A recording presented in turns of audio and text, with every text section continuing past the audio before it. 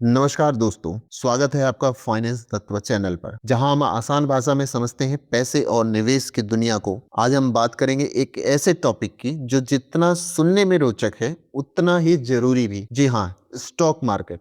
Stock market कैसे काम करता है, आज इस विषय वस्तु पे हम लोग बातचीत करने वाले हैं। अगर आप पहली बार शेयर बाजार के बारे में जान रहे हैं और इसमें निवेश की रणनीति बना रहे हैं, तो ये वीडियो आपके लिए है। अंत तक इस वीडियो को जरूर देखिएगा। दोस्तों, आपने सुना होगा शेयर बाजार में करोड़पति बनते हैं, लेकिन आपने ये भी सुना होगा स्टॉक मार्केट बहुत ही रिस्की है। तो सच क्या है और स्टॉक मार्केट काम कैसे करता है, चलो इसे हम आज आसान भाषा में समझते हैं। स्टॉक मार्केट क्या है दोस्तों? स्टॉक मार्केट एक ऐसा प्लेटफॉर्म है जहां कंपनियां अपने शेयर बेचती हैं और लोग उन्हें खरीदते हैं। जब आप किसी कंपनी का शेयर खरीदते हैं तो आप उस कंपनी के मालिक बन जाते हैं। थोड़ा सा ही सही, मन को बहलाने के लिए कुछ तो होता है, कुछ तो हम उसके कुछ अंश के मालिक तो बनते हैं। उदाहरण अगर देखा जाए, अगर आपने रिलायंस का एक शेयर खरीद लिया तो आप उस कंपनी में एक छोटा सा हिस्सा रखते हैं। दूसरा, स्टॉक मार्केट कैसे काम करता है, इस पर हम बातचीत करते हैं।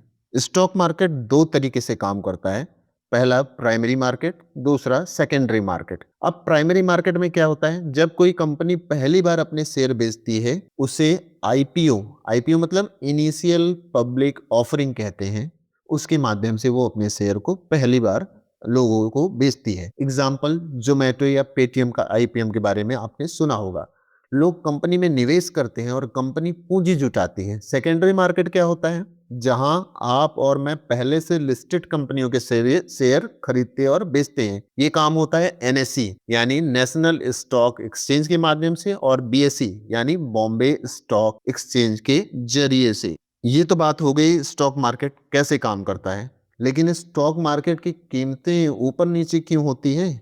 क्यों ये झमेला फैला हुआ है? क्या है ये चक्कर? कैसे ये इसको समझें? क्यों स्टॉक कोई ऊपर जाता है, क्यों स्टॉक कोई नीचे जाता है? तो दोस्तों, स्टॉक की कीमत ऊपर और नीचे जाने का सीधा फंडा है इकोनॉमिक्स का। जैसे डिमांड और सप्लाई, जैसी डिमांड वैसी सप्लाई और वैसी उस डिमांड की सप्लाई में प्राइस का बढ़ना और घटना होता है। इसको थोड़ा सा और आसान भाषा में समझते हैं। अगर किसी कंपनी के फ्यूचर अच्छे लग रहे हैं तो लोग उसके शेयर बहुत ज्यादा खरीदते हैं।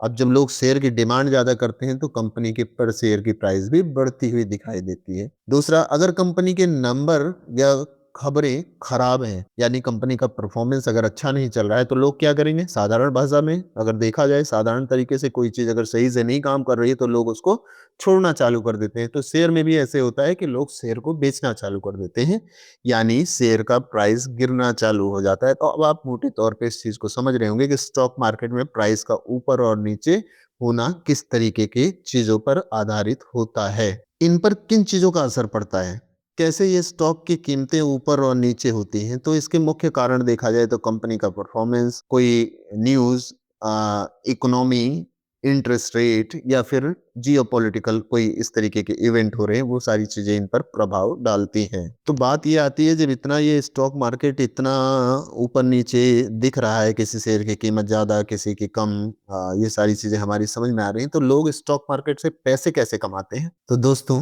कैपिटल गेन यानी सस्ता खरीदा महंगा बेचा, ये सीधा सा सिद्धांत है। कम कीमत में लिया, ज्यादा कीमत में बेचा, यहाँ पे हुआ हमें प्रॉफिट और इसी से लोग स्टॉक मार्केट में पैसे कमाते हैं। इसको उदाहरण से समझते हैं कि 100 रुपए में आपने कोई शेयर खरीदा और कुछ समय बाद आपने उसको 150 रुपया में बेच दिया।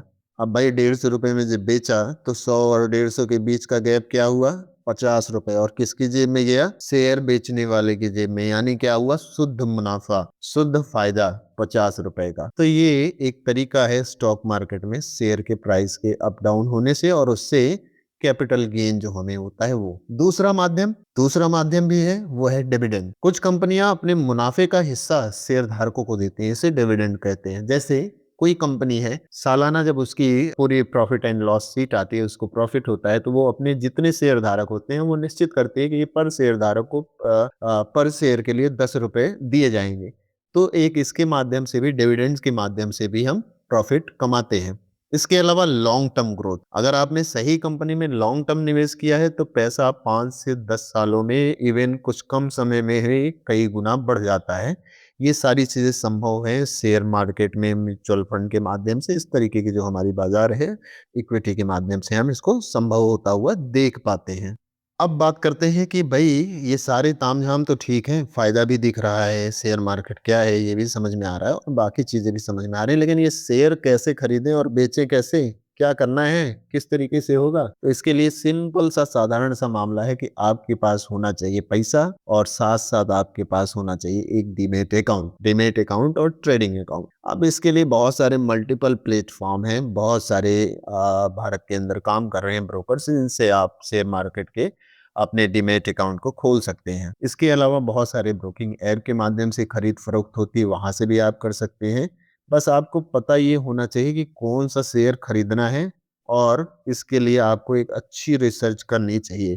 क्योंकि भाई पैसा तो हमारा है, बड़ी मेहनत से कमाया है, ऐसे किसी के कहने पे थोड़ी किसी शेयर में लगा देंगे। यानी हमारा पैसा, हमारी आज़ादी, हमारी समझ, हमारी नॉलेज और हमारा प्रॉफ़िट, ये हमारा ध्येय है। हमें अपने पैसे को ऐसे नहीं लगाना है, अच्छे से रिसर्च करना है, निवेश से पहले उसके सारे फैक्टर को जानना है, उसके बाद ही हमें अपने एक भी रुपए को शेयर मार्केट में इन्वेस्ट करना चाहिए। अब भाई इसके अलावा एक चीज़ और बहुत जो आवश्यक बातचीत है वो आपके सामने रख देता हूँ, जो जानना ज़रूरी है, नहीं तो फिर वही होगा कि शेयर मार्केट में लोग आते हैं और जाते हैं और गँवाते हैं, वो वाली स्थिति ना बन जाए। तो स्टॉक मार्केट के बहुत सारे रिस्क भी हैं और उस रिस्क से बचने के लिए हमें और आपको सावधानियों को भी देखना पड़ता है और इस पूरे प्रोसेस को समझने के लिए हमारा नॉलेज ठीक-ठाक होना चाहिए। तो 2-3 बातें यहाँ पे मोटे तौर पे मैं आपके सामने लेकर आता हूँ। पहला तो ये, कभी भी आप उधार लेकर निवेश ना करें, कभी भी भूलकर आप उधार लेकर निवेश ना करें, ना करें, ना करें। इसके अलावा अफ़वाहों,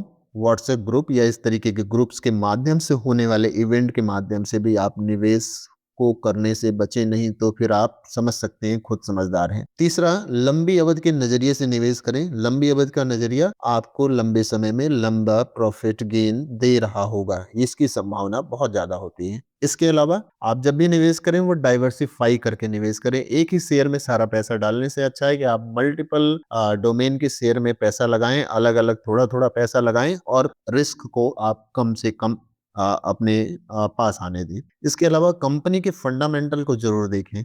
सिर्फ प्राइस में मत जाएँ, कंपनी कैसी है, क्या है उसका गोल, कैसा सस्टेन मॉडल है, किस तरीके का बिज़नेस करती है, फ्यूचर प्लान उसका क्या है, फंडिंग क्या है, बहुत सारी चीज़ें हैं जिस पे आपको गौर करने की ज़रूरत है। तो ये तो बात हो गई स्टॉक मार्केट में निवेश करने से पहले होने वाली रिस्क, उस पर अपनी सावधानियाँ हमें ज़रूर देखनी चाहिए। अब इस पूरी बातचीत का अगर देखा जाए तो स्टॉक मार्केट एक बेहतरीन जगह है पैसे बढ़ाने के लिए, लेकिन समझदारी के साथ, नॉलेज के साथ, केवल टिप्स के माध्यम से नहीं, किसी के बताए माध्यम से नहीं। पैसा हमारा है, हमारी जेब का है, हमारी खून पसीने की कमाई है और हमें ही उसको सही रूप से लगाना है। यह सट्टा नहीं है। शेयर मार्केट कोई सट्टा नहीं कि आज आपने डाला और लक काम कर गया और लेकर आप निकल गए, करोड़पति हो गए। नहीं, शेयर मार्केट पूरा एक तरीके का नॉलेज का पूरा पार्ट है। यहाँ पे आपको चीज़ों को समझना पड़ेगा, आपको यहाँ पे पेशेंस रखना पड़ेगा, आपको रिसर्च करने पड़ेंगे, आपको डिसिप्लिन के साथ रहना पड़ेगा, तब जाके संभावना बनती है कि आप अच्छा रिटर्न यहाँ से निकाल सकते हैं। तो दोस्तों,